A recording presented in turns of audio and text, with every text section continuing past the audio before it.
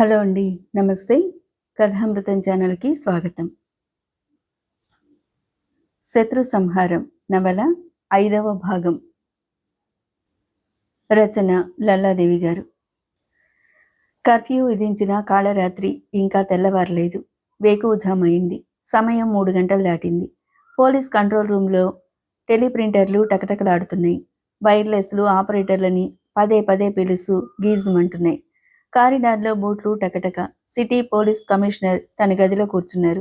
అదృష్టవశాత్తు current fail కాలేదు. కనిపించిన వారందరి మీద మండిపడుతున్నారు కమిషనర్. మీకు సిగ్గు లేదు, మానవ అభిమానం లేవు. మన ఏఎస్పీని చంపి దుస్తులు మనకు పంపించారు. వాటితో పాటుగా గాజులు, పసుపు, కుంకుమ పంపారు. ఇంకా ఏం చేస్తే మీకు పౌరుషం వస్తుంది? ఇంతవరకు ఒక్కరిని కూడా అరెస్ట్ చేయలేకపోయాం. రేపు హోంశాఖ ఉన్నతాధికారులు ప్రశ్నిస్తే సిగ్గుతో తలదించుకోవాలి. ఒక ఏఎస్పీ మరణంతో ఆగిందా? లేదు. నగరం 4 మూలలా తగలబడిపోతుంది. భాగ్యనగరం భస్మనగరంగా మారిపోయింది. ఈ బూడిద కుప్పల మీద, శవాల మీద పోలీసులు అసమర్థులని శాసనాలు రాయిస్తారా? రక్తం ప్రవహించిన రోడ్ల మీద పోలీసులు చేతకాని వారని చరిత్రాక్షరాలు చెక్కిస్తారా అని అందరి మీద మండిపడుతున్నారు కమిషనర్. ఒక వంక మిలిటెంట్స్ విసిరిన ఛాలెంజ్, మరో వంక కమిషనర్ గారి తిట్లు. తలలు వాచిపోతున్నాయి. ఏఎస్పీని చంపింది కాక మారణహోమం సృష్టించారు. వారిని అరెస్టు చేయలేకపోతే దేశవ్యాప్తంగా ఇంకా తలవంపులే. నగరం 4 మూలల నుంచి హత్యలు, దహనకాండలు, దోపిడీల గురించి వార్తలు వస్తున్నాయి. సంఘటనలు వందల సంఖ్యలో జరుగుతున్నాయి. గుండెలు జలధరించే వార్తలు. తెల్లవారితే నగరం గుండె పగులుతుంది. ప్రజా జీవితం ఏమవుతుందో తెలియని పరిస్థితి ఏర్పడుతుంది. ఇలాంటి సమయంలో నగర పోలీస్ కమిషనర్ గొంతు చించుకుని మాట్లాడుతున్నారు.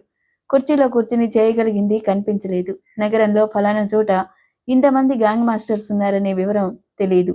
వారి దగ్గర ఎలాంటి ఆయుధాలున్నాయో వివరాలు అందలేదు. అసలు వారి వ్యూహం ఏంటో అయోమయంగా ఉంది. ఏమీ తెలియకుండా తాను స్వయంగా బయటికి పోవటం మంచిది కాదు. కిందికి దిగొచ్చి మళ్లీ పచార్లు ప్రారంభించాడు. డిపార్ట్మెంట్కి సంబంధించిన ఒక వ్యాన్ లోపలికి దూసుకురావటం కనిపించింది. అక్కడే నిలిచిపోయి చూస్తున్నారు కమిషనర్. వ్యాన్లో నుంచి కిందికి దిగి వచ్చాడు రాహుల్. నర్సులు కూడా బిలబిలమంటూ తలుపులు తెరుచుకుని కిందికి దిగారు.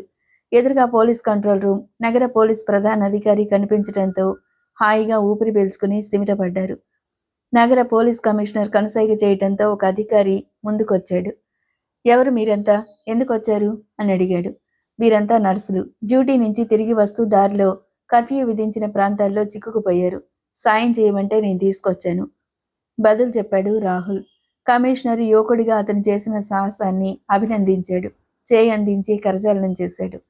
మీలాంటి యువకులు కూడా ఇలాంటి సమయాల్లో పోలీసులకి సహకరించాలి అన్నాడు సంతోషంగా. అధికారి నర్సుల గురించి వివరాలు తెలుసుకున్నాడు. వారు చేరవలసిన ప్రాంతాలను అడిగి రాసుకున్నాడు. సమయం ఇప్పుడు 4 గంటలైంది. మరో 2 గంటల తర్వాత ప్రశాంత పరిస్థితులు నెలకొంటాయి. అప్పుడు మీరు తిరిగి మీ ఇళ్లకు చేరుకోవటం శ్రేయస్కరం అంటూ వారికి సలహా ఇచ్చాడు. గాలిలో దీపంలా కాకుండా ఒక క్షేమకరమైన చోటుకు చేరుకున్నందుకు వారంతా చాలా తృప్తితో ఉన్నారు. పోలీస్ అధికారి మాటకు అంగీకారాన్ని తెలియజేశారు. 2 గంటలు కాదు, ఒక రోజంతా ఉన్న పోలీస్ కంట్రోల్ రూమ్లో ఎలాంటి భయం ఉండదని భావించారు. కమిషనర్ రాహుల్ని తన వెంట లోనికి తీసుకుపోయాడు. మీ వివరాలు చెప్పండి అని ప్రశ్నించాడు ఆసక్తిగా. నా పేరు రాహుల్. ఫ్లైట్ లెఫ్టినెంట్గా ఉన్నాను. ఐఏఎఫ్లో సెలవు మీద వచ్చాను. నేను కర్ఫ్యూ విధించిన సెంటర్స్లో చిక్కిపోయాను. ఇలా బయటపడగలిగాం అంటూ వివరించాడు రాహుల్. కానీ చాలా ప్రమాదకరమైన సెంటర్స్ దాటి వచ్చారు. దారిలో మీకు ఎలాంటి అనుభవాలు ఎదురయ్యాయి? కమిషనర్ అడిగాడు. సార్, మీతో చెప్పవలసింది చాలా ఉంది. నేను చూసినంత మేర నగరం శ్మశానంలా తయారైంది. ఇళ్ళు సమాధుల్లా ఉన్నాయి. కానీ వీధులకు వీధులు తగలబడిపోతున్నాయి. హత్యలు, దోపిడీలు విశృంఖలంగా జరుగుతున్నాయి. ఇదంతా సమయం దొరికింది కాబట్టి స్వార్థపరులు యాదృచ్ఛికంగా జరుపుతున్న దమనకాండ కాదు, ముందుగా పథకం వేసి చేస్తుంది. ఒక చోటున నేను ఏఎస్పీ చనిపోవటం గురించి విన్నాను. ఏఎస్పీ శవాన్ని తీసుకుపోయే ముందు కారులో చూశాను. వీటన్నిటితో సంబంధం ఉన్న ఒక వ్యక్తిని నేను గుర్తించగలను అన్నాడు రాహుల్. కమిషనర్ దవడ కండరాలు బిగుసుకున్నాయి. ఇప్పుడు ఆ వ్యక్తి ఎక్కడున్నాడో మీరు చూపగలరా? మా అధికారిని పంపి ఇంత మారణహోమాన్ని సృష్టించిన వారిని మేము క్షమించి ఊరుకోం. మా డిపార్ట్మెంట్తో మీరు సహకరించండి అని అడిగాడు. ష్యూర్, ఆ చోటు నాకు తెలుసు. ఆ ముఠా నాయకుడు ఇప్పుడు ఒక వీధిలోనే చాలా హత్యలు చేశాడు. ఇళ్ళు లూటీ చేశాడు. దోచుకున్నదంతా సంచులకెత్తి జీబులో పెట్టించాడు. ఇంచుమించుగా ఆ వీధిలో ఇళ్లన్నీ తగలబడిపోతున్నాయి. తగినంత బలగంతో బయలుదేరితే వారిని పట్టుకోవచ్చు అంటూ పరిస్థితి వివరించాడు రాహుల్. వెంటనే కమిషనర్ అధికారులను పిలిచి కంట్రోల్ రూమ్లో ఉన్న బలగం వివరాలు తీసుకున్నాడు. అందరినీ వెంటనే ఆయుధాలతో బయలుదేరమని ఆదేశించాడు. కంట్రోల్ రూమ్ ఒక్కసారి చైతన్యం పుంజుకుంది. ఏం చేయలేమనుకుని దిగాలు పడిపోయిన డిపార్ట్మెంట్ వారు ప్రతీకారం తీర్చుకునే అవకాశం ఉందని విన్నాక జూలు విదిల్చి లేచిన సింహాల్లా విజృంభించారు. వారంతా బూట్లు కరకరలాడించుకుంటూ వాహనాల్లోకి చేరిపోయారు. ఈలోగా కమిషనర్ ఫైర్ డిపార్ట్మెంట్కి ఫోన్ చేసి ఫైర్ ఇంజిన్లు రావాల్సిన చోటు చెప్పాడు. అంతా సిద్ధమైంది. కమిషనర్ రాహుల్ వచ్చి ముందు సీట్లో కూర్చున్నారు. వారి వాహనంతో పాటు వాహనాలన్నీ కదిలాయి. నువ్వు సాగించిన పైశాచికానికి తగిన శాస్తి చేయిస్తాను. నీ తప్పులన్నిటికీ చాలినన్ని శిక్షలు ఈ రాజ్యాంగంలో లేకపోయినా తగినంత క్రూరమైన శిక్ష పడేలా చేస్తాను. రాహుల్ మనసు వాహనాల కన్నా ముందు పరిగెడుతుంది. అందరూ రోడ్డు మీదకి చేరుకున్నారు. ఇంకా డ్యూటీ కార్యక్రమంలో మిగిలి ఉన్న వారిని కూడా పిలిపించాడు ఇబ్రహీం. అందరూ వచ్చి తిరుగు ప్రయాణానికి సిద్ధంగా ఉన్నారు. పడిన కష్టానికి తగినంత ప్రతిఫలం దొరుకుతున్నందుకు వారికెంతో ఆనందంగా ఉంది. వీధి చివర నిలిపున్న వ్యాన్ ఎవరో తీసుకుపోయారు. అంటే మన ఉనికి శత్రువులకు తెలిసిపోయిందన్నమాట. ఇప్పుడు సమయం కూడా 4 గంటలు అవుతుంది. తెల్లారితే ఏం జరుగుతుందో తెలియదు. బహుశా పారామిలిటరీ దళాల వైఫల్యాన్ని సాకుగా తీసుకుని మిలిటరీ వస్తుందని అనుకోవాలి. అలా జరిగితే మనం మరింత జాగ్రత్తగా ఉండాలి. వెంటనే వెళ్ళిపోవటం మంచిదనుకుంటాను అని తన సలహా అందించింది పీయూష. ఇబ్రహీం అందుకు ఒప్పుకున్నాడు. అందరూ జీపులో ఎక్కి కూర్చున్నారు. పీయూష డ్రైవింగ్ తీసుకుంది. అంతా బానే ఉంది. ఒక పని మాత్రం మిగిలిపోయింది అన్నాడు ఇబ్రహీం ఆమె పక్కనే కూర్చుంటూ. మళ్ళీ ఎవరి కొంపలకు ఎసరు పెట్టావు? పీయూష యాక్సిలేటర్ తొక్కింది. మన బాస్ దేవిప్రసాద్ని సంతోషపరిచేందుకు ఒక మంచి అవకాశం. నేను ఒక పని చేయాలనుకుంటున్నాను. ఆ ఘనకార్యం ఏంటో చెప్పు అంది పీయూష. కారవెల్లి విమాన ప్రమాదంలో పరిశీలనకు పంపిన ఇండికేటర్ దొంగిలించబడింది కదా. దాని మూలంగా దేవిప్రసాద్ గారి అలయన్స్ సంస్థ చాలా గొప్ప ప్రమాదంలో పడింది. బహుశా ఆ ఇండికేటర్ పడకూడని వారి చేతిలో పడి రిపోర్టులు ప్రతికూలంగా వస్తే సంస్థ ఉనికి అనుమానంలో పడుతుంది. బాస్ పైకి ఎంత గంభీరంగా ధైర్యంగా ఉన్నా ఆయన మనసుని ఈ విషయం పట్టి పీడిస్తుంది. నువ్వు గ్రహించే ఉంటావు. అవును, గ్రహించాను. ఈ విషయంలో మనం అర్జెంటుగా చేయగలిగింది ఏమైనా ఉందా? ఈ అవకాశాన్ని మనం పూర్తిగా ఉపయోగించుకోవాలి. ఈ కర్ఫ్యూ రాత్రిని మనం మన ప్రయోజనానికి వాడుకోవాలి. మరో గంటన్నర వరకు తెల్లవారదు కదా. ఈ సమయం చాలనుకుంటాను. ఏం చేద్దామంటావు అని అడిగింది పీయూష. అతను మరో ఘోరం తలపెట్టాడు. పథకం ఏంటో అర్థం కాలేదు. ఆ రోజు చనిపోయిన ఇద్దరూ కాక కారులోంచి మరో పాప తప్పించుకుపోయింది కదా. ఆ రహస్యం అక్కడే ఉండాలి అన్నాడు ఇబ్రహీం. పీయూష విరగబడి నవ్వింది. కర్ఫ్యూ పుణ్యమా అని ఈరోజు నువ్వు తాగేందుకైనా వీలు కాలేదు కదా ఇబ్రహీం. బాగా డబ్బు బంగారం లూటీ చేయగలిగావు. ఆ మత్తులో మాట్లాడుతున్నావా? కొన్ని సంవత్సరాలుగా మనసుని తొలిచేస్తున్న సమస్య నీ 4వ భార్య. ఆమెను వదిలించుకోగలిగావని తిమ్మిర్లో మాట్లాడుతున్నావా? 5 సంవత్సరాలు కూడా నిండని పసిపాప ఏంటి? కోట్ల రూపాయల విలువ చేసే ఇండికేటర్ని దాచటం ఏంటి? వంటి మీద తెలివుందా నీకు అసలు? ఇడియట్. అనవసరపు ఆలోచనలు మాని ఇంటికి వెళ్ళి రెస్ట్ తీసుకో అందామె. కానీ ఇబ్రహీం సమాధాన పడలేదు. తప్పిపోయిన పాప మళ్ళీ దొరికిందా అన్నాడు. నేను ఎంక్వైరీ చేశాను. పాప దొరికింది. యాక్సిడెంట్లో బయటపడిన పాప అయోమయంలో పడి చాలా దూరం నడుచుకుంటూ పోయింది. ఆ తర్వాత వాళ్ళు పోలీస్ రిపోర్ట్ ఇచ్చారు.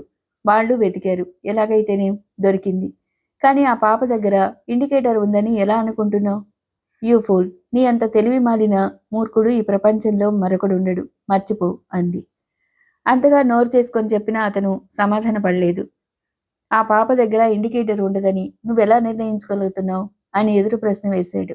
అవును, అంత ఖరీదైన వస్తువు, కొత్త వారికి చిత్రంగా అనిపించే వస్తువు దొరికితే ఎవరికి తెలియకుండా ఉంటుందా? There you are. అది చిత్రమైన వస్తువే. ఏదో పనికిరాని వస్తువు అని ఒక మూల విసిరి ఉండవచ్చు కదా. అలా జరిగిన అది ఆ ఇంట్లోనే ఉండి ఉండాలి. ఫాలో అవుతున్నావా? అర్థమైంది. దురాశ వల్ల నీ ఆలోచనలు పెడదారి పట్టాయని. ఆ పాప తండ్రి పైలట్. అతను నేను హెచ్చరించాను ఫోన్లో. అలాంటి వస్తువు అతని కంటపడిన సూచనలేవి నాకు కనిపించలేదు. ఇంకా అక్కడ ప్రయత్నించాల్సిందేమీ లేదనిపిస్తుంది. అప్పటి వరకు అతని దుశ్చర్యలు చూసి విసిగిపోయిన పీయూష మరో దురాగతానికి పునాది లేకుండా చేయాలనుకుంది. అతని మనసు ఆ వైపుకు పోకుండా ఆపాలనుకుంది. తన అభిప్రాయాన్ని చాలా ఖండితంగా చెప్పిందామె. అయినా ఆ మొండివాడు మనసు మారలేదు. ఆ ఇల్లెక్కడో నీకు తెలుసు కదా అన్నాడు ఒక నిర్ణయానికి వచ్చి. తెలుసు. శంకర్ కృప కాంప్లెక్స్ 5వ నెంబర్ బ్లాక్లో వారుంటున్నారు. ఇక్కడికి చాలా దూరం, 20 నిమిషాల ప్రయాణం. చాలా చౌకులు దాటాలి. పారామిలిటరీ దళాలు పొంచున్నాయి అందామె, అతన్ని నిరుత్సాహపరచాలని ఆఖరి ప్రయత్నం చేస్తూ. శంకర్ కృప కాంప్లెక్స్ నాకు బాగా తెలుసు. ఇక్కడి నుంచి మెయిన్లోకి వెళ్లకుండా ఒక అడ్డదారి ఉంది. నేను చెప్పిన దారిన పోని అంటూ సూచనలు అందించడం ప్రారంభించాడు ఇబ్రహీం. ఇక తప్పనిసరి కార్యక్రమం అయింది. అతను చూపిన సందులు గొంతులు దాటుకుంటూ డ్రైవ్ చేసింది ఆమె. అతను చెప్పిన విధంగానే 10 నిమిషాల్లో ఆ చోటుకి చేరుకున్నారు. ఆ ప్రాంతాల్లో దాడులు తక్కువగానే ఉన్న శంకర కృపా కాంప్లెక్స్ భయం వడిలో నిద్రపోతున్న దానిలా నిశ్శబ్దంగా ఉంది. నిశ్శబ్దంగా ఉండటం అంటే వారంతా నిద్రపోయారని కాదు. జీప్ శబ్దం వింటూనే కొన్ని కిటికీల అద్దాల వెనుక దీపాలు వెలిగాయి. కొన్ని తలుపులు కొంచెంగా తెరుచుకున్నాయి. వచ్చిందెవరో తెలుసుకునే ఆసక్తితో కొందరు తలలు బయటపెట్టి చూస్తున్నారు. తెల్లవారుజాము వరకు ప్రశాంతంగా జరిగిపోయింది ఎలాగో. మరో గంటలో ఉదయరేఖలు విరుస్తాయనగా ఆ కాంప్లెక్స్ మీద ఏదో సైతాన్ నీడ పరుచుకుంటుందని వారంతా గ్రహించారు. కొద్దిగా అలజడి ప్రారంభం కావటంతో జీబుని ఒక వైపుకు లాగి నిలిపేసింది. కిందికి దిగాడు ఇబ్రహీం. ఏ క్షణంలో అయినా మేము తిరిగి రావచ్చు. ఎక్కువ సమయం లేదు కదా, కొద్దిసేపట్లో మేము తిరిగి వస్తాం, వెంటనే వెళ్ళిపోదాం అంటూ అనుచరుల వంక చూశాడు. వారు సిద్ధమైపోయారు. మేఘంలా పటాలం ముందుకు కదిలింది. అక్కడి నుంచి 5వ నెంబర్ బ్లాక్ దగ్గరికి నడిచేందుకు నిమిషం సమయం తీసుకుంది. ఆ సమయాన్ని చేయవలసిన పని గురించి వివరించేందుకు వినియోగించాడు ఇబ్రహీం. 5వ నెంబర్ బ్లాక్ చేరుకోగానే అందరూ చీలిపోయారు. ఇంటిని చుట్టుముట్టారు. వీధి వాకిలి దగ్గర వారు తలుపులు బాదటం ప్రారంభించారు. సుష్మని డొక్కలో పదువుకొని నిద్రపోతున్న తన్వి త్రుళ్ళిపళ్ళేచింది. ఈలోగా వెనుక వాకిలి బాతున్న చప్పుడైంది. కిటికీలకు అమర్చిన గ్రిల్లోంచి ఇనుప రాడ్స్ లోపలికి తొంగి చూశాయి. తన్వి నిలువెల్లా నీరు కారిపోయింది. కొందరు కిటికీ ఊచలు వంచుతున్నారు. కొందరు తలుపులు బలవంతంగా తెరిచే ప్రయత్నం చేస్తున్నారు. అందరూ గొంతులు చింపుకుని అరుస్తున్నారు. తలుపులు తీ, 6 నిమిషంలో తలుపులు తెరవకపోతే అందరూ చనిపోతారు. మీ ప్రాణాలు కాపాడుకోవాలంటే తక్షణం తలుపులు తీయాలి. మళ్లీ తలుపుల మీద బాదటం, ఇనుప రాడ్స్తో కొయ్య తలుపుల్ని బాదటం, భయపెట్టడం కోసం బీభత్సం చేస్తున్నారు. ఒకడు గ్రిల్కి సైకిల్ చైన్ మెలివేసి బలంగా లాగాడు. గ్రిల్స్ కదిలాయి. మరొకడు ఇనుప రాడ్ వేసి దాన్ని కదిలించాడు. ఇంకొంచెం వంగింది. నలుగురు బుల్లెట్ చైన్ పట్టి లాగేశారు. చట్రం ఊడి వారి చేతుల్లోకి వెళ్ళిపోయింది. ఇదంతా చూసి కొయ్యబొమ్మల మంచం మీదే బీసుకుపోయింది తన్వి. బావ కూడా సాయంత్రం అనగా ఇల్లు వదిలిపోయాడు. ఇంతవరకు తిరిగి రాలేదు. పాపని అప్పగించిపోయాడు. చనిపోవటం ఖాయం. తన సంగతి వేరు. బావకి మిగిలిన ఒక్కగానొక్క జీవితాశ ఈ పాప. దక్కుతుందా అతనికి? ఏమో. మనసు పనిచేస్తుంది, కానీ కాళ్ళు చేతులు మొద్దుల్లా బిగిసిపోయాయి. ఊపిరి కూడా అందనంత గుండెదడ. మిక్కీ మౌసుని గుండెల కానించుకుని పాప నిద్రపోతుంది. మొద్దు నిద్ర. ఇంకా లేవలేదు. మెళుకువ వస్తే భయపడి ఏడుస్తుంది. మొద్దు నిద్ర పోవటమే మంచిదయింది. పరిపరి విధాలుగా వెర్రి ఆలోచనలు చేస్తుంది తన్వి. ఈలోగా గ్రిల్లు ఊడిపోయిన కిటికీలోంచి ఒకడు లోనికి ప్రవేశించాడు. ముందు వెనుక ఇంకా తలుపులు బాత్తూనే ఉన్నారు. అతడు మెరుపులా పరిగెత్తి 2 తలుపులు తీశాడు.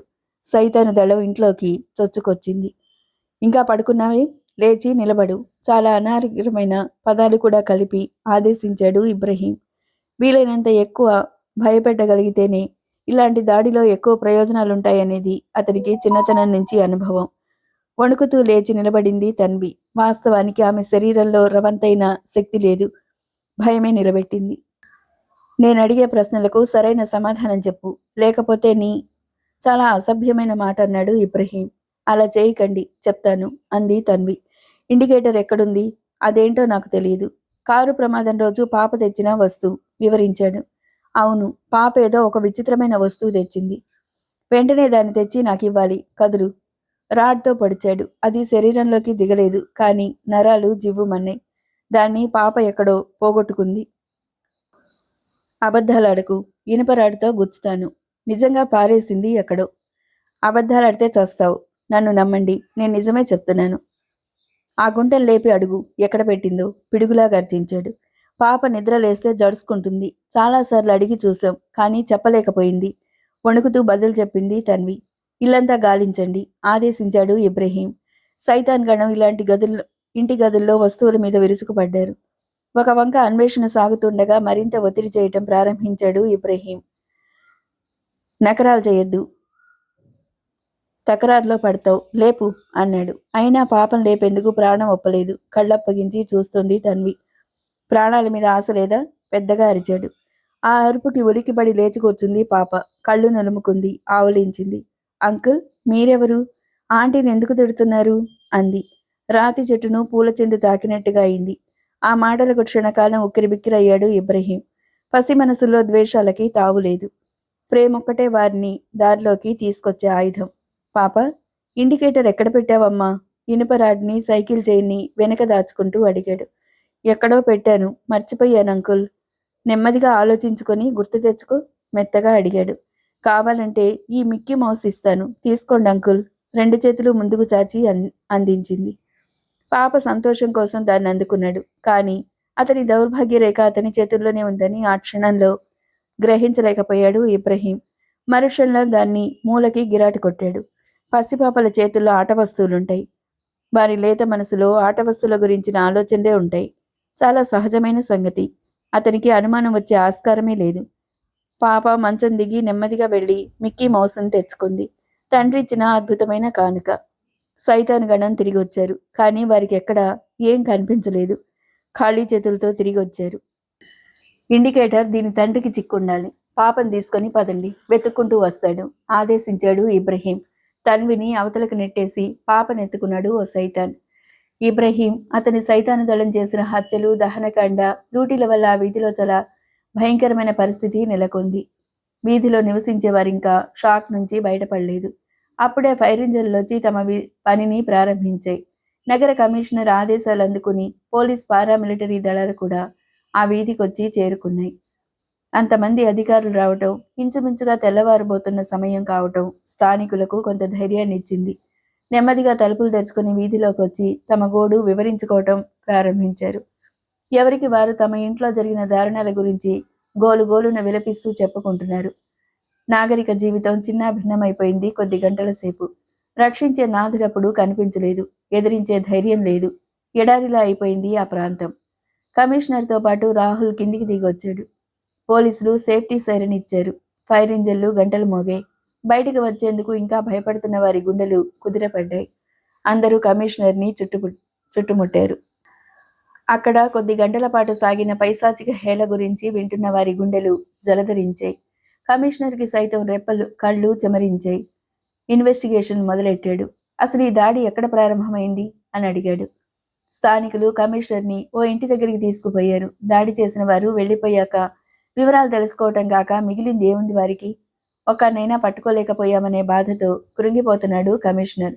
పూర్తి వివరాలు సేకరిస్తే పట్టుకునేందుకు ఒక్క ఆధారమైన దొరకవచ్చనే ఆశలో ఉన్నాడు. స్థానికులు చూపిన ఇల్లు బూడిద కుప్పగా మిగిలింది. ఆ భస్మరాశుల మధ్య 4 శవాలు పడున్నాయి. ఒక నిండు చూలాలు శరీరమంతా కాలిపోయి ఉంది. ఆమె శవంలో మరో శిశువు శవం కూడా ఉండాలి కదా. కమిషనర్ కూడా చూడలేక చూపులు మరోవైపు మరలించుకున్నాడు క్షణంసేపు. ఈ ఇంటి దగ్గరే ప్రారంభమైంది దాడి, ఓ వృద్ధుడు చెప్పాడు. ఆ ఇంటికి నిప్పు పెట్టడమే కాదు, ఏం మిగలకుండా చేసేందుకు చుట్టూ ఇళ్లను కూడా కాల్చేశారు. కేవలం ప్రేక్షకుడైన ఆ వృద్ధుడు నిండు చూలాలి శవాన్ని చూపుతూ కన్నీరు పెట్టుకున్నాడు. ఈ అమ్మాయి పసి వయసు నుంచి నా భుజాల మీదే పెరిగింది. ఈ వీధికే ఓ అలంకారం లాంటి అమ్మాయి. పాపం బీదవాళ్లు. ఒక యువకుడికి 4వ భార్యగా కట్టబెట్టారు. తలంచుకుని వెళ్ళిపోయింది. సంవత్సరం తర్వాత గర్భిణితో, రోగాలతో చిక్కి శల్యమైపోయి జీవస్యవల్లా తిరిగొచ్చింది. భర్త ఆగడాలు, సవతుల రాపిళ్లు అన్నీ భరించింది. అయినా భర్తతో ఉంటానంది. చావు బ్రతుకులన్నీ నీతోనే జరిగిపోవాలని మా అందరి ఎదుట కాళ్ళు పట్టుకుని బ్రతిమాలింది, ఏడ్చింది. అయినా ఆ కిరాతకుడు నిర్దయగా ఆమెను వదిలి వెళ్ళాడు. కొన్నాళ్లు రాయబారాలు నడిచాయి. దుర్మార్గుడి గుండెలు కరగలేదు. ఈ కర్ఫ్యూ కాళరాత్రిని అతను బాగా ఉపయోగించుకున్నాడు. చీకటి పడిన చాలాసేపటికి కొంతమందితో వచ్చాడు. ఆమెను వీధిలోకి తీసుకొచ్చాడు. ఈడ్చాడు. డొక్కలో కాలుతో తన్నాడు. రక్త మాంసాలు దూసుకుపడుతున్నా జాలి చూపలేదు కమిషనర్ గారు. అందరూ చూస్తూనే ఉన్నాం. అడ్డుపడి ఆపే శక్తి మాత్రం ఎవరికీ లేకపోయింది. తన తప్పు బయటపడకుండా అందరినీ ఇంటిలోకి నెట్టి గొళ్ళెం పెట్టి నిప్పంటించాడు. ఈ నగరం విడిచి దూరంగా పోతామని బ్రతిమాలినా వినలేదు. అందరూ సజీవంగా దహనమయ్యారు. అంతటితో అతని పని అయిపోయిందని అనుకున్నాం. కానీ అప్పుడే అసలు కార్యక్రమం ఆరంభమైంది. ఇళ్లని లూటీ చేయటం, అడ్డుపడిన వారిని చంపటం, గుర్తులు కనిపించకుండా ఉండటం కోసమే ఇళ్లను తగలబెట్టడం, మీరు రాబోయే ముందు వరకు సాగిన బీభత్సకాండ నరకాన్ని తలపించింది. ఎవరికి వారు భయం గుప్పిట్లో ప్రాణాలు బిగపట్టుకుని ఉన్నాం. మేమిప్పుడు కొన్ని దశాబ్దాల వెనక్కిపోయాం. మళ్ళీ మామూలు మనుషులు కావటం అనేది ఈ తరంలో జరగదు అంటూ ఈయన పడిపోయి కృంగిపోయిన కంఠస్వరంతో వివరించాడు. ఈ విషాద కథ అక్కడ అందరికీ కన్నీరు తెప్పించింది. విలపించిన వారు లేరు. కొందరు కన్నీటితో చెంపల్ని తడుముకున్నారు. మరికొందరు కన్నీటితో గుండెల్ని తడుపుతున్నారు. కొందరు పైకి వినిపించేలా ఏడుస్తున్నారు. మరికొందరు మౌనరోధనలు సాగించారు. అందరూ దుఃఖంలో మునిగిపోయిన వారే. అవును బాబుగారు, ఇది ఒక కారణం, ఒక లక్ష్యం ఉండి చేసిన దురాగతం. కానీ అకారణంగా ఆ ఇళ్లలో చేసిన ఘాతుకాలు చూడండి అంటూ తమ ఇళ్ల వైపు ఆహ్వానించింది మరో వృద్ధురాలు. రాహుల్ వంక చూశాడు పోలీస్ కమిషనర్. వెడదాం పదండి, ముందుకు సాగాడు రాహుల్. ఒక దండులో అందరూ ఆ వైపు కదిలారు. ఫైర్ పార్టీ వారు పనిచేస్తున్నారు. పారామిలిటరీ పోలీసులు తమ తమ తక్షణ సహాయం చేస్తున్నారు. చేతనైనంతలో ఫస్ట్ ఎయిడ్ చేస్తున్నారు. కాస్తంత నిబ్బరం వచ్చింది. అన్ని ఇళ్ల తలుపులు తెరుచుకున్నాయి. అందరూ సాయం అందుతున్న ఆశతో వీధుల్లోకి వచ్చారు. దండులా కదిలిన అధికారులు, జనం ఓ ఇంటి ముందు ఆగారు. ఇల్లు పూర్తిగా తగలబడి ఉంది. శవాలు వరుసగా పడుకోబెట్టున్నాయి. వయసుల వారి భేదం తెలుస్తుంది. ఈ ఇంటి మీద దాడి చేశారు బాబు. ఆస్తి అంతా అప్పగించాం. పోతూ ఈ ఘోరం చేశారు. ఎవరిననాలి? ఈ బాధలన్నీ ఏ దేవుడు తీర్చాలి బాబు? ఇది ఊరా వల్లకాడా అని ప్రశ్నించింది ఆ వృద్ధురాలు. ఎవరూ మాట్లాడలేదు. మరో ఇంటి వైపు కదిలారు. లూటీ జరగని ఇల్లు లేదు. రక్తసిక్తం కానీ వాకిల్ లేదు. ఆ వీధిలో మృత్యువు పదగట్టని జాగా అస్సలు లేనే లేదు. అంతా చూడటం, నష్టాలు అంచనా వేయటం పూర్తయింది. ఎప్పుడు తెల్లవారిందో, ఎప్పుడు పొద్దు ఒడిచిందో ఎండ చుర్రుమనిపిస్తుంది. అధికారులందరికీ అవసరమైన ఆదేశాలు అందించాడు సిటీ పోలీస్ కమిషనర్. నగరం 4 మూలల నుంచి అక్కడి దాకా వార్తలు అందుతున్నాయి. దోపిడీ కొన్ని కోట్లకు జరిగింది. జన నష్టం వందల్లో ఉంది. కనిపిస్తే కాల్చివేత ఉత్తర్వులు సడలించే వీలు లేకుండా ఉంది. కర్ఫ్యూ నిరవధికంగా పొడిగించడం తప్ప మరో దారి లేదు. ఇక తాను కార్యాలయంలో ఉండాలి. నగరం 4 మూలలా జరిగిన ఘాతుకాలకు ఓదార్పు అందించాలంటే అదే దారి. కమిషనర్ వెనుతిరిగి వచ్చాడు. కారులో కూర్చున్నారు. పక్కనే కూర్చున్నాడు రాహుల్. అతని ముఖం విషాద ఛాయలతో నిండి ఉంది. మీరు ఫ్రంట్ లైన్లో పనిచేస్తూ ఉంటారు కదా, ఇలాంటి దృశ్యాలు ఎప్పుడైనా చూసారా అని అడిగాడు కమిషనర్. కొద్ది క్షణాలు గంభీరమైన మౌనాన్ని పాటించాడు రాహుల్. సార్, ఇది చాలా దారుణం.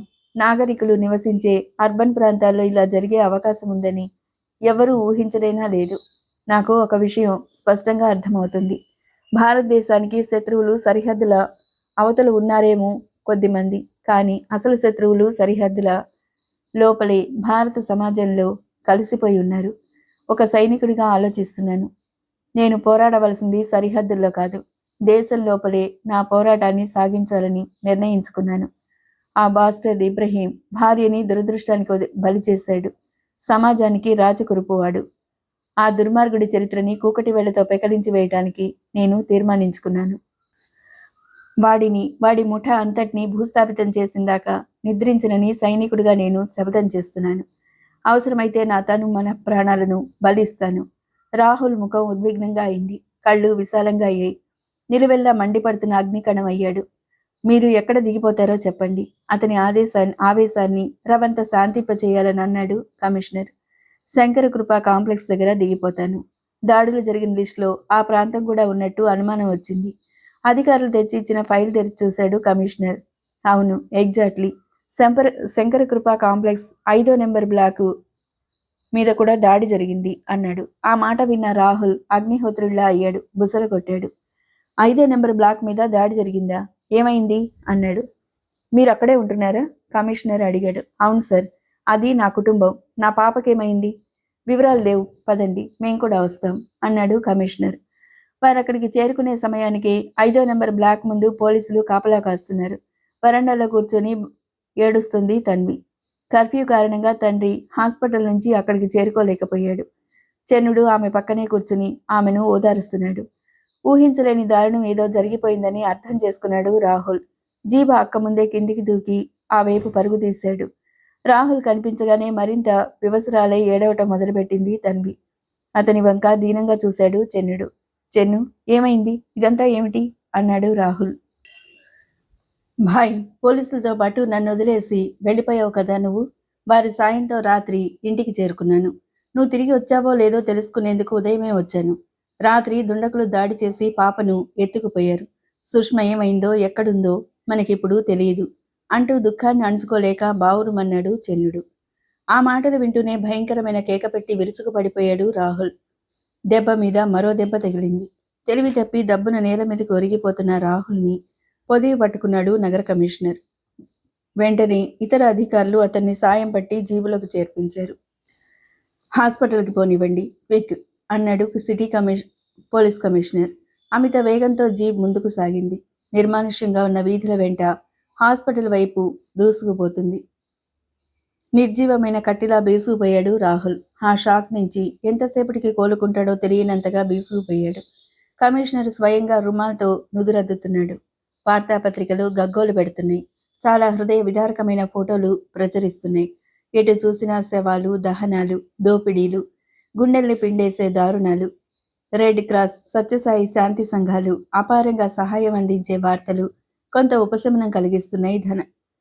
ధనవంతులు, మరికొన్ని స్వచ్ఛంద సేవా సంస్థల నుంచి విరాళాలు అందుతున్నాయి. నగరంలో ఇంకా కొన్ని చోట్ల కర్ఫ్యూ ఎత్తేయలేదు. కనిపిస్తే కాల్చివేత ఉత్తర్వులు ఉపసంహరించారు. కొన్ని గంటల పాటు దుకాణాలు తెరిచారు. కళ్ల ముందు జరిగిన దారుణాలు జ్ఞాపకాలుగా మారుతున్నాయి. కానీ మనుషుల శరీరాల మీద, మనసుల మీద అయిన గాయాలు ఇంకా మాయలేదు. పచ్చి పచ్చి గాయాలు, పచ్చి పచ్చి జ్ఞాపకాలు. చెంపల మీద అవుతున్న దుఃఖాశ్రువుల చారికలు ఇంకా ఆగలేదు. ఎక్కడ ఎన్ని సైతాన్లు నర్తించినా మానవ జాతి చిరంజీవి. ఒక దురదృష్టకరమైన క్షణంలో జీవితాశను వదులుకున్న ఆ మనుషులే మళ్ళీ జీవనం సంపాదించే తాపత్రయంలో పడ్డారు. వీధుల్లో పలుచగా వాహనాలు నడుస్తున్నాయి. పోలీసుల సంఖ్య తగ్గిపోతుంది. హాస్పిటల్స్ నిండుతున్నాయి. డాక్టర్లు బిజీ అయిపోతున్నారు. ప్రభుత్వ ఆసుపత్రిలో ఒక ప్రత్యేక గదిలో తెల్లని పక్క మీద కళ్ళు మూసుకుని పడుకున్నాడు రాహుల్. మెలకువ వచ్చిన కాసేపటికి మళ్ళీ ఆలోచనలు టెన్షన్ ఇస్తున్నాయి. కొంతసేపు ఎందరు పట్టుకున్నా నిడవకుండా గొడవ చేయటం, మళ్ళీ స్పృహ కోల్పోవటం ఇలా జరుగుతుంది.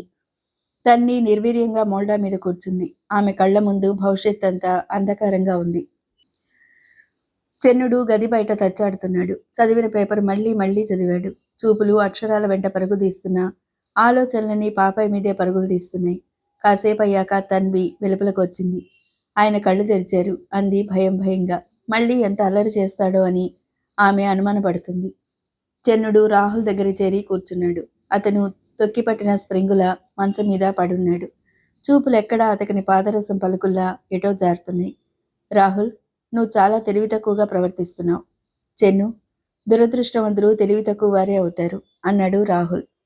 అతను టెన్షన్ మాట్లాడే స్థాయికి తగ్గిపోవటంతో చెన్నుడు చాలా సంతోషపడిపోయాడు. అదృష్టాన్ని నిర్ణయించేవాడు భగవంతుడు. భగవంతుడికి నా మీద చిన్న చూపని తేలిపోయింది. నో, నేను ఒప్పుకోను రాహుల్. కష్టాలు మనుషులకే వస్తాయి. దానికి భగవంతుని దృష్టిలో కారణాలుంటాయి. రాహుల్ విసురుగా లేచి కూర్చున్నాడు. నాకు ఈ ప్రపంచంలో మిగిలి ఉన్న చిరుకాంతి నా సుష్మ. ఆ దీపం ఆరిపోవటానికి కూడా అర్థం ఉందంటావా? రాహుల్, దుఃఖం వల్ల, ఆవేశం వల్ల నువ్వు వాస్తవాలను మర్చిపోతున్నావు. దీపం ఆరిపోలేదు, కనుమరుగైంది అంటూ అతన్ని ఆలోచనలకు దించాడు చెన్ను. రాహుల్ ఒకసారి తల విదిరించాడు. ఏమంటున్నావు? నా బేబీ బతికుందా అన్నాడు ఆవేశంగా. చనిపోయిందని నువ్వెందుకు అనుకుంటున్నావు రాహుల్? పాప అపహరించబడింది, కానీ హత్య చేయబడలేదని నా అనుమానం. ఈ మాట వినగానే అతనిలో నిర్వీర్యమైన శక్తులన్నీ తిరిగి జాగృతమయ్యాయి. మంచం దిగాడు. అవును, ఈ విషయాన్ని టెలిఫోన్లో ఒక ఆమె చెప్పింది. నన్ను బెదిరించింది. అదే ఇప్పుడు జరిగుండవచ్చు. అవును బావా, పాప బ్రతికే ఉంటుంది కన్నీరు తుడుచుకుంటూ అంది తన్వి. ఆమె ముఖంలో రవంత కాంతి, ఒక ఆశ. ఆ గదిలోనే చైతన్యం వచ్చింది. ఆశలు జీవం పోసుకున్నాయి. ఆ వెంటనే ఆలోచనలు ముందుకు సాగాయి. చెన్ను, నాకిప్పుడు అంతా జ్ఞాపకం వస్తుంది. టెలిఫోన్లో బెదిరించిన కంఠస్వరాన్ని నేను మళ్ళీ విన్నాను. మనం వెలుపలకు వెళ్లే సమయంలో ఆమె కారులోంచి కిందికి దిగింది. అప్పుడు ఆమెను నువ్వు కూడా చూసావు. ఏఎస్పీ శవాన్ని చూపి బెదిరించింది. ఆమె మరొకసారి కూడా కనిపించింది. ఇబ్రహీంతో మాట్లాడింది. నర్సులు ఉన్న వ్యాన్ సురక్షితమైన చోటుకు చేర్చమని నన్ను ప్రాధేయపడింది. ఇదంతా ఆలోచిస్తే ఆమెకు ఈ అపహరణతో సంబంధం ఉండి తీరాలనిపిస్తుంది అన్నాడు రాహుల్. తన్వి అతని ఊహల్ని మరింత క్లియర్ చేసింది. బావా, అవును, నీ అనుమానం యథార్థమే అయి ఉండాలి. ఎందుకంటే మన ఇంటి ముందు జరిగిన దాడిలో పాల్గొనేందుకు 5-6 వచ్చారట. వారు ఒక జీపులో వచ్చారు. ఆ జీపుని నడుపుతోంది ఒక యువతి. 3-4 బ్లాకుల వాళ్ళు పోలీసులకు చెప్పటం నేను విన్నాను అందామె.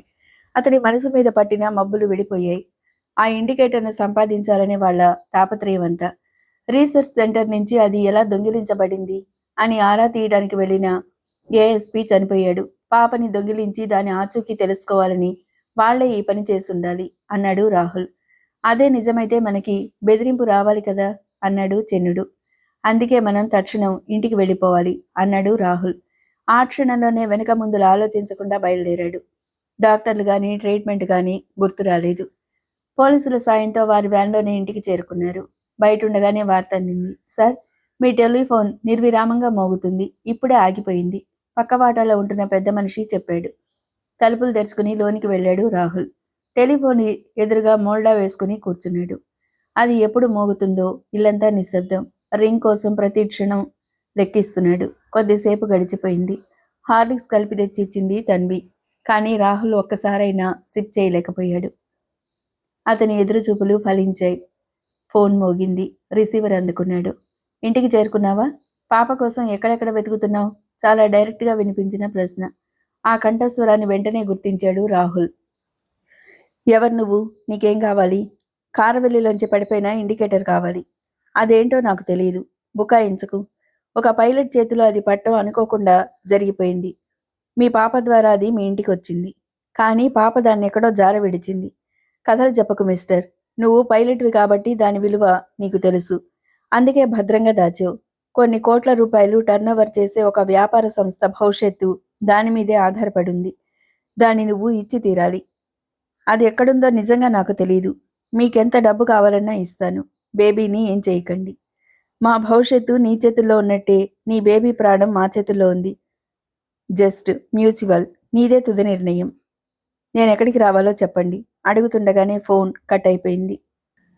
అంకుల్, మీరు నన్ను ఎక్కడికి తీసుకుపోతున్నారు? అడిగింది సుష్మ. నోరు మూసుకో, మాట్లాడావంటే చీరేస్తాను అన్నాడు ఇబ్రహీం. నా మీద కోపం ఎందుకు అంకుల్? మీరు మంచివారు కారా? జాలిగొలిపేలా అతని గడ్డం పట్టుకుని ప్రశ్నించింది. ఆ ప్రశ్నకి ఎలాంటి సమాధానం చెప్పాలో అర్థం కాలేదు. మౌనంగా ఉండిపోయాడు. చూపులు మరల్చుకున్నాడు ఇబ్రహీం. అంకుల్, మీరు నాతో పలకరా? ఈ మిక్కీ మౌస్ ఇచ్చేస్తాను. నాతో మాట్లాడతారా?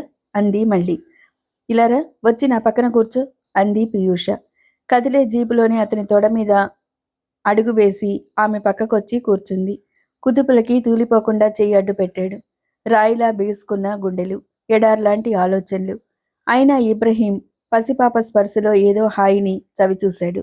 తిరిగి వెంటనే అతని హృదయం కరడుగట్టిపోయింది. తన లక్ష్యాన్ని సాధించుకునేందుకే ఆమెను బ్రతికి ఉండనివ్వాలి. ఆశయం తీరదనుకున్నప్పుడు నిర్దాక్షిణ్యంగా చంపేయాలి అని ఆలోచించాడు కర్కశంగా. జాలుంటే నేరస్తులకి ఓటమి తప్పదు. ఆంటీ, మీరు మంచివారా అని అడిగింది సుష్మ. నీకెలా ఉన్నాను? మంచివారిలాగే ఉన్నారు. అలాగే అనుకో. నన్ను డాడీ దగ్గరికి తీసుకెళ్ళిపోతారా? అవునమ్మా, అలాగే తీసుకుపోతావు. మరి నువ్వు మాట్లాడకుండా కూర్చుంటావా? అలాగే ఆంటీ. మిక్కీ మౌస్ని గుండెలు కానించుకుని కూర్చుంది సుష్మ. కారు జూబ్లీ హిల్స్ వైపు వెళుతుంది. ఒక అందమైన లొకేషన్ ఎంపిక చేశారు. అక్కడ ఒంటి స్తంభం మేడ లాంటి ఏకాంత భవనం నిర్మాణం జరిగింది.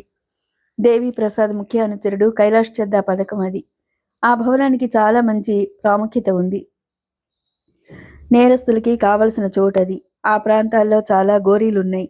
సైతాన్లు తిరుగాడతాయని వినికిడి. ఎవరూ ఆ వైపు రారు. వచ్చినా లోపలి వారు త్వరగా పారిపోయేందుకు పక్కనే పెద్ద వ్యాలీ ఉంది. అందుకే అక్కడ ఎంపిక చేశాడు కైలాష్ చద్దా. ఆ ఇంటి ముందు జీప్ ఆగింది. తార్ రోడ్డు లేదు. కొంత దూరం మట్టిదారిలో రావటం వల్ల శరీరాలు దుమ్ము కొట్టుకుపోయాయి. ఆ ఇంటి చుట్టూ ఎత్తైన రాళ్ల మీద ఒక్కొక్కరు చొప్పున ఆయుధాలతో ఉన్నారు. వరండాలో 4 లోపల మరికొందరున్నారు. ముందుగా పాపను తీసుకుని పీయూష లోనికి వెళ్ళింది. ఆ పాప ఎవరో అర్థం కాక అందరూ వెర్రి ముఖాలేసుకుని చూస్తున్నారు. ఇల్లు సిద్ధమైంది. ఇంకా నిపుణులు రాలేదు. వారు వచ్చాక కెమికల్ వెపన్స్ తయారీకి పథక రచన జరుగుతుంది. ఓ విశాలమైన గదిలో కూర్చున్నాడు చద్దా. వెరీ గుడ్, పాపను తీసుకొచ్చారన్నమాట. కర్ఫ్యూ అంటే సహజంగా ప్రజలందరూ భయపడతారు. కానీ అది మనకొక మంచి అవకాశం. ఇలాంటి సమయంలోనే కావలసిన పనులు సులభంగా చేసుకోవచ్చు. మామూలు సమయంలో ప్రతి నేరం అధికారుల దృష్టిని ఆకర్షిస్తుంది. వారు పనిచేసేందుకు సావకాశం ఉంటుంది. కానీ ఈ సమయంలో జరిగిన నేరాలు చాలా భాగం గుంపులో గోవింద అంటూ నవ్వాడు చద్ద. పీయూష కూడా నవ్వింది. అతని ఎదురుగా మరో కుర్చీలో కూర్చుంది. సుష్మని తన దగ్గరే కూర్చోబెట్టుకుంది. కానీ ఈ అమ్మాయి కోసం మనం చాలా సమయం ఖర్చు పెట్టుకోవాల్సి వస్తుందనుకుంటాను. ఈ పిల్ల చాలా అమాయకురాలు అంది. సహజంగా చిన్నపిల్లలు అమాయకంగా ఉంటారు, నువ్వే చూసుకో అన్నాడు చద్ద. అలాగే అంటూ పాపను తీసుకుని మరో గదిలోకి వెళ్ళిపోయింది పీయూష. ఇప్పుడు ఆమెకు తృప్తిగా ఉంది. బేబీ, ఈ బొమ్మంటే నీకు చాలా ఇష్టమా? ఏది చూడనివ్వు. చేతులు చాచిందామె. బేబీ భయాన్ని మర్చిపోయి నవ్వింది. అవును, మిక్కీ మౌస్ అంటే నాకు చాలా ఇష్టం. ఎందుకంటే డాడీ దీన్ని నాకు కొనిచ్చారు. నన్ను పప్పా దగ్గరికి తీసుకుపోతారా ఆంటీ? బొమ్మను ఇవ్వకుండా ఎదురు ప్రశ్న వేసింది. తీసుకుపోతాను, కానీ కొంతసేపు మాతో ఉండాలి. నేనుండను, నన్ను వెంటనే తీసుకుపోండి. మారం చేసావంటే చెవి మెలేస్తాను అంది పీయూష. సుష్మా సన్నగా ఏడుపు రాగం ప్రారంభించి క్రమంగా దాన్ని పెంచి పెద్దగా మార్చింది. ఆ భవనంలో అందరికీ వినిపించేలా. చాక్లెట్ ఇస్తాను, ఊరుకుంటావా? నాకేం వద్దు, పప్పాయే కావాలి. ముంజేతులతో నులుముకున్నందువల్ల కళ్ళు ఎర్రబడ్డాయి. మంచి అమ్మాయివి కదూ, ఊరుకో. మాటల్లోకి దించాలని ప్రయత్నం. నేను ఊరుకోను, నాకు పప్పా కావాలి. ఎంతసేపు డాడీ గురించి అడుగుతావేం? మమ్మీ వద్దా? మమ్మీ చనిపోయిందిగా, తిరిగి రాదట. అస్సలు రానే రాదట. ఎవరు చెప్పారు నీకలా అని? ఆంటీ చెప్తూ ఉంటారు ప్రతిరోజు. ఆంటీ అంటే ఎవరు? తన్వి ఆంటీ, మా మమ్మీకి సిస్టర్ ఆంటీ. ఓ అలాగా, ఇంకా ఏం చెప్పింది? నెమ్మదిగా ఆ పిల్ల రాగం మర్చిపోయి మాటల్లో పడుతున్నందుకు సంతోషిస్తూ అడిగింది. గ్రానీ కూడా ఇంకెన్నటికీ తిరిగి రారట. ఫ్రాక్ అంచులతో తడితడిగా ఉన్న చెంపలు తుడుచుకుంది సుష్మ. రాకపోతేనే నేనున్నాగా, భయపడకు. నువ్వు నాకొద్దు, పప్పాయే కావాలి అంటూ మళ్ళీ కథ మొదటికి తీసుకొచ్చింది సుష్మ. అంతసేపు వారి మధ్య జరుగుతున్న సంభాషణలో ఎవరు నెగ్గుతారా అని చూస్తూ నిలబడ్డాడు చెద్ద. తలెత్తి విసుగ్గా అతని వంక చూసింది పీయూష. నవ్వాడు. వారి దగ్గరగా వచ్చాక అతని ముఖం గంభీరంగా మారిపోయింది. చిన్నపిల్లలు గారం చేస్తే మరింత బిగుసుకుపోతారు. భయపెట్టి నోరు మూయించాలి అన్నాడు సలహా ఇస్తున్నట్టు. అదేంటో చేస్తూపురాదు. అప్పటికే విసిగిపోయి ఉన్న పీయూష నోరు జారింది. చద్దా బేబీని 2 చేతులతో వీలైనంత పైకెత్తేశాడు. భయంతో కళ్ళు మూసుకుంది పీయూష. బేబీ భయంతో కెవ్వునరిచింది. బొమ్మలా బిగుసుకుపోయింది. చెద్దా సాబ్, పసిపాపని చంపటం ఎందుకు? దించేయండి. పీయూష కళ్ళు తెరిచి పాప వంక భయంగా చూస్తుంది. నీకు చాలా జాలిగా ఉందనుకుంటాను, క్రూరంగా అడిగాడు. జాలి కాదు, ఒక మంచి అవకాశం చేజారిపోతుంది. ఈ పాప బతికి ఉండి మనకు చేయగల సాయం ఏముంది? మనకు రావాల్సిన రహస్యం పాప దగ్గరే ఉంది. చెప్పదు కదా, ప్రయోజనం ఏముంది? ఒకవేళ రాహుల్ వస్తే పాపను చూపాలి కదా. పాపను చూపందే చెప్పనంటాడనుకో, ప్లాన్ అంతా తలకిందులవుతుంది. కైలాష్ చెద్ద ఆవేశం క్రమంగా దిగిపోయింది. పాపను కిందికి దింపేసి క్రూరంగా చూస్తూ నిలబడిపోయాడు. ఆ లేత శరీరం భయంతో వణుకుతుంది. మిక్కీ మౌస్ని మరింత బలంగా గుండెలకి హత్తుకుని భయంగా చూస్తుంది. నాకు అప్పగించానన్నావు కదా, ఈ విషయంలో మళ్ళీ ఎందుకు కల్పించుకుంటావు? నేను చూసుకుంటాను. పసివాళ్ళని లాలించాలి, కానీ భయపెట్టకూడదు. నువ్వు వెళ్ళిపో అంది పీయూష. చెద్ద అరక్షణం ఆలోచించి వెళ్ళిపోయాడు. చూడు బేబీ, నీకు చాలా భయమేసిందా? దగ్గరికి తీసుకుంది. అవును, ఆ అంకుల్ మంచివారు కాదు. అవునమ్మా, మంచివారు కాదు. నేను చెప్పినట్టు వింటావా? మీరు చాలా మంచివారు ఆంటీ, మీరు చెప్పినట్టే వింటాను. ఈ మిక్కీ మౌస్ కూడా ఇచ్చేస్తాను. నన్ను పప్పా దగ్గరికి తీసుకుపోండి ఆంటీ. తీసుకుపోతారా? నిన్ను వెంటనే పప్పా దగ్గరికి తీసుకుపోతాను. మరి చెప్పినట్టు వినాలి. నువ్వు వింటావు కదూ? వింటాను. మీరు నిజంగా మంచివారే. ఇండికేటర్ నీకు దొరికింది కదా, ఎక్కడ దాచావు? అదేమిటో నాకు తెలియదు, నాకెవ్వరూ ఇవ్వలేదు. ఉందమ్మా, నీ దగ్గరే ఉండాలి. ఇండికేటర్ అంటే ఏంటంటే ఇలాంటి టాయ్ కదూ అంటూ మిక్కీ మౌస్ని ముందుకు చాచి చూపింది. కాదమ్మా, ఎలక్ట్రానిక్ క్యాలిక్యులేటర్లా ఉంటుంది. క్యాలిక్యులేటర్ అంటే ఏంటంటే అది కూడా తెలీదా అంటూ విసుగ్గా తలవాల్చేసింది పీయూష. కాసేపయ్యాక మరో ఆలోచనతో కళ్ళు మెరిశాయి. ఆ రోజు యాక్సిడెంట్ జరిగింది, గుర్తుందా బేబీ అంది. అవును, మమ్మీ పోయారు, గ్రానీ పోయారు. యాక్సిడెంట్ ఎలా జరిగిందో గుర్తుందా? ఓ అబ్బాయి వచ్చాడు, మమ్మీతో తగువ పెట్టుకున్నాడు. డ్రైవర్ని కొట్టి పక్కకు తోశాడు. అతను గుడ్ బాయ్ కాదు. అవును బేబీ, అతను బ్యాడ్ బాయ్. ఆ తర్వాత ఏం జరిగింది అనునయించడిగింది పీయూష. అతను కారుని ఓ చెట్టు గుద్దించేశాడు. మమ్మీ గ్రానీ కింద పడిపోయారు.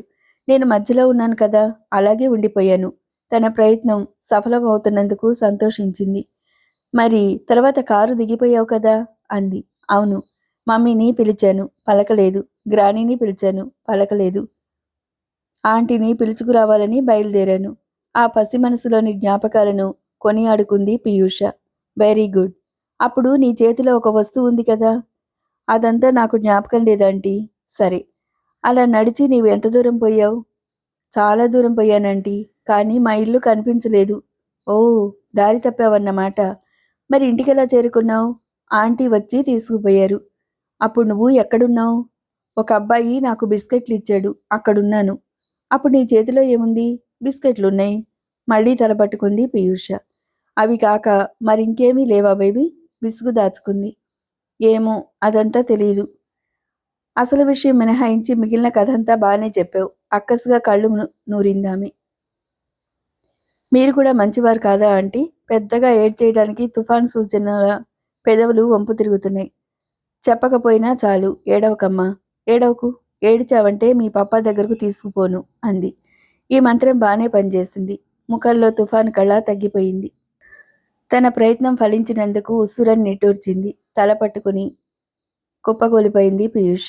నగర వీధుల్లో జనసంచారం ప్రారంభమైంది. ప్రజల ఇబ్బందులు తీర్చడం కోసం పగటిపూట కొద్ది గంటలు కర్ఫ్యూ సడలించారు. కానీ జనం భయం ఇంకా తగ్గలేదు.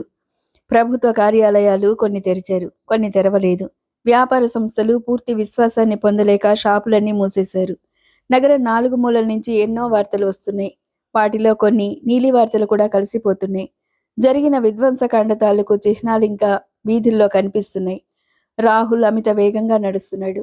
మనిషి పూనకం వచ్చిన వాళ్ళ అయ్యాడు. అతని ముఖం ఆవేశంతో నిండిపోయింది. ఏదైనా వాహనం కోసం ప్రయత్నించాలన్న స్పృహ కూడా కలగలేదు. జీవితంలో మిగిలి ఉన్న ఒకే ఒక ఆశ బేబీ. ఏ క్షణంలో అయినా చంపివేయగలిగిన కిరాతకుల చేతికి చిక్కిపోయింది. ఆమెను కాపాడుకోవాలి. వారడిగిన వస్తువు తన దగ్గర లేదు. లేదని చెప్పినా నమ్మదగిన స్థితిలో వారు లేరు. ఒక ఏఎస్పీని చంపి ఆ తప్పును కప్పిపుచ్చుకునేందుకు నగరంలో బీభత్సాన్ని సృష్టించగలిగిన వారు. చేయలేనిదేముంటుంది?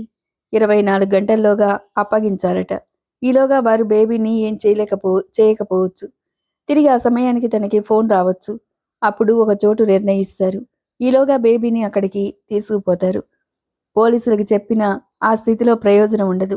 చేయగలిగింది ఏదైనా ఉంటే ఈలోగానే చెయ్యాలి. కానీ పని ఎక్కడ ప్రారంభించాలి అనేది ప్రశ్నార్థకంగానే ఉండిపోయింది. పూర్తి ఆవేశంతో ముందుకు పోతున్నాడు.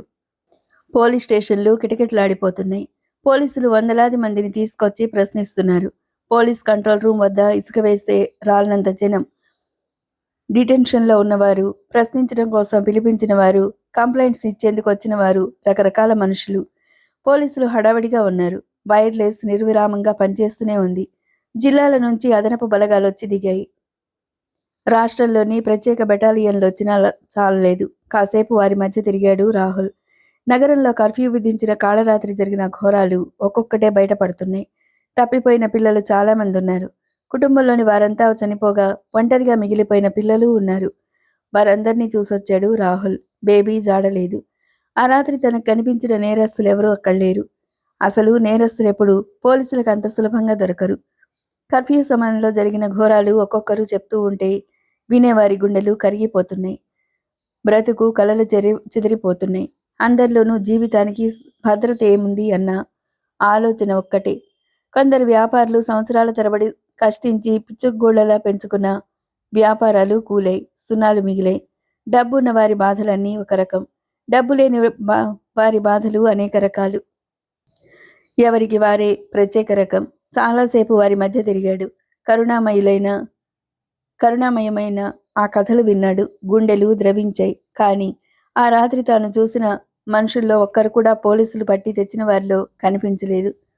నగర పోలీస్ కమిషనర్ తన ప్రత్యేక ఛాంబర్ వదిలేసి ఒక పెద్ద హాల్లో దర్బారు చేసి కూర్చున్నాడు. చుట్టూ పోలీస్ ఆఫీసర్స్ ఉన్నారు. నగరంలో 4 మూలల నుంచి వచ్చే వార్తల్ని విశ్లేషిస్తున్నారు. క్రైమ్ నేచర్ని బట్టి ఎవరు చేసుంటారో ఊహించేందుకు ప్రయత్నిస్తున్నారు. చాలా హడావిడిగా ఉన్నారు కమిషనర్. కొద్దిపాటి అడ్డంకుల్ని తప్పించుకుని లోనికి వెళ్ళాడు రాహుల్. ప్రజల సమస్యల్ని కమిషనర్ గారు స్వయంగా వినేందుకోసం ఆ తలుపులన్నీ తెరవబడ్డాయి. అందువల్ల సులభంగా వెళ్ళగలిగాడు. కమిషనర్ రాహుల్ని గుర్తించాడు. ఇప్పుడు మీ ఆరోగ్యం ఎలా ఉంది అని ప్రశ్నించారు కరచాలనం చేస్తూ. గౌరవించి కుర్చీ ఇచ్చారు. మిగిలిన ఆఫీసర్స్ రాహుల్ని వింతగా చూస్తున్నారు. కమిషనర్ చాలా బిజీగా ఉన్న సమయంలో కూడా అంత ప్రాధాన్యత ఇచ్చిన ఆ వ్యక్తి ఎవరో అక్కడున్న వారిలో చాలా మందికి తెలియదు. ముఖాలు చూసుకున్నారు. మీరు నర్సుల ప్రాణాలు కాపాడారని అనుకోవాలి. ఎందుకంటే వారు డిటైన్ అయిన ప్రాంతంలో చాలా ఘోరాలు జరిగాయి. ప్రస్తుతం వారంతా క్షేమంగా ఇళ్లకు చేరుకున్నారు. మనం వెళ్ళిన వీధిలో వివరాలు పూర్తిగా తెలిసాయా? 8 మంది చనిపోయారు. 20 ఇళ్ళు తగలబడ్డాయి. వీధంతా పూర్తిగా దోచుకున్నారు. దోచుకున్న సొమ్ము 20 లక్షల దాకా ఉంటుంది. నష్టం ₹1,00,00,000. ఆ మాటలు వింటూ అలసటగా కళ్ళు మూసుకున్నాడు రాహుల్. కానీ మీ పాప సంగతి ఇంతవరకు తెలుసుకోలేకపోయాం. మీరు పోలీసులకు ఎంతో సహకరించారు. అందువల్ల మాకు ప్రత్యేక శ్రద్ధ ఉంది మీ గురించి.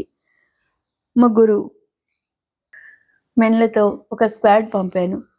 కానీ దురదృష్టవశాత్తు మీ పాప గురించి వారేమీ రిపోర్టు తీసుకురాలేకపోయారు అంటూ ముగించారు నగర పోలీస్ కమిషనర్. రాహుల్ కళ్ళు చెమరించాయి. మిగిలి ఉన్న ఒకే ఒక్క జీవితాశ. తన జీవితానికి అర్థం కల్పించగలిగిన ఒకే ఒక్క వెలుగు కిరణం ఆమె. ఇక అక్కడ ఉండాలనిపించలేదు. తనకు వచ్చిన టెలిఫోన్ కాల్ గురించి వారికి చెప్పి చర్చించి ప్రయోజనం లేదు. నగరంలో పరిస్థితి అల్లకల్లోలంగా ఉంది. సమస్య అంటూ లేనివారు ఎవరూ లేరు. సముద్రంలో మునిగిపోయిన సూది కోసం వెతకాలి. ఆశ చిరంజీవి. సరే, మీ ప్రయత్నం మీరు చేయండి. నా ప్రయత్నం నేను చేస్తాను. పూడుకుపోతున్న కంఠస్వరంతో చెప్పాడు రాహుల్. మీకు ఎప్పుడు ఏ అవసరం వచ్చినా నేరుగా నన్ను కాంటాక్ట్ చేయండి. భగవంతుడంతా మీకు మంచి చేయాలని కోరుకుంటున్నాను. Wish you best of luck అంటూ వీడ్కోలు ఇచ్చాడు కమిషనర్. Thank you sir. వెలుపలికి నడిచాడు. స్పెషల్ బెటాలియన్ పోలీసులు ఇంకా చౌకుల దగ్గర గుంపులుగా ఉన్నారు. పాఠశాలలు తెరవలేదు. బేబీని దొంగిలించటంలో తనని ఫోన్లో బెదిరించే అమ్మాయి పాత్ర ఉందని తనకు తెలుసు. ఆ కాళరాత్రి ఇబ్రహీంతో మాట్లాడుతూ ఉండగా ఆమె పేరు పీయూష అని కూడా తెలిసింది. వారందరికీ శ్రీ మహాదేవి అలయన్స్ సంస్థతో సంబంధాలున్నాయి అనేది విదితమైపోయింది. ఈ డొంకంతా కదపాలంటే ఇబ్రహీం అనే తీగ పట్టుకుని లాగాలి. తనకు తెలిసిన అవకాశం అదొక్కటే. ఇబ్రహీం శివాలయంలో ఉద్యోగికి మిత్రుడు. నేరుగా ఆలయం దగ్గరికి చేరుకున్నాడు. తలుపులు మూసున్నాయి. ఆలయ ముఖమండపంలో బాసికం పట్టుకొని కూర్చునున్నాడు పూజారి. ప్రదర్శన చేసేందుకోసమై ఆలయం చుట్టూ తిరిగి వచ్చాడు. ఆ సమయంలో మెళకువగా చూసి గుర్తించాడు. ఇబ్రహీం అక్కడ లేడు. అతనుండే గది తలుపులు వెలుపల నుంచి మూసున్నాయి. కార్యాలయం మూసుంది. సమాచారాన్ని సంపాదించుకునే మార్గాన్ని వెతుక్కుంటూ ముఖమండపంలోకి వచ్చాడు. అర్చకుడున్న ఆలయం తలుపులు మూసే ఉన్నాయి. అతని ముందు ఓ ఉద్ధరణ, పంచపాత్ర ఉన్నాయి. ఒక వ్యక్తి తన వైపు రావటం చూసి చేతిలో ఉన్న జపమాలని తిప్పటం మానేశాడు. కింది నుంచి పైకి పరీక్షగా చూశాడు. ఈరోజు ఆలయం మూసివేయమని ట్రస్ట్ బోర్డు తీర్మానించింది. మీరెందుకు వచ్చారో అడగవచ్చునా అన్నాడు ముందుగానే. అవును, సైతాన్లు కళ్ళు తెరిస్తే దేవాలయాలు తలుపులు మూసుకుంటాయి. కష్టాలు గట్టెక్కిస్తాడని అందరూ కొలుస్తారు దేవుణ్ణి. సైతాన్ల బెడతికి ఆ దేవుడికే కష్టం వేసి కళ్ళు మూసుకుంటే మాలాంటి మామూలు మనుషులు ఏం చేయగలరు పూజారి గారు? అది తప్పదు బాబు. దేవుడు కళ్ళు తెరిచే వరకే సైతాన్లు వర్తిస్తాయి. నేను దర్శనానికి రాలేదు. ఇబ్రహీం కోసం వచ్చాను. ఆ పేరు వింటూనే ఉలిక్కిపడ్డాడు పూజారి. ఇదివరకు కూడా నువ్వు అతని గురించి అడిగావనుకుంటాను అన్నాడు. అవును, ఒకసారి వచ్చాను. అతను నీకు బంధువా? నాకు కావలసిన మనిషి ప్రస్తుతం అతడే. బాబు, నా దగ్గరకు వచ్చినప్పుడు నువ్వు ఏ విషయమైనా నిరభ్యంతరంగా మాట్లాడవచ్చు.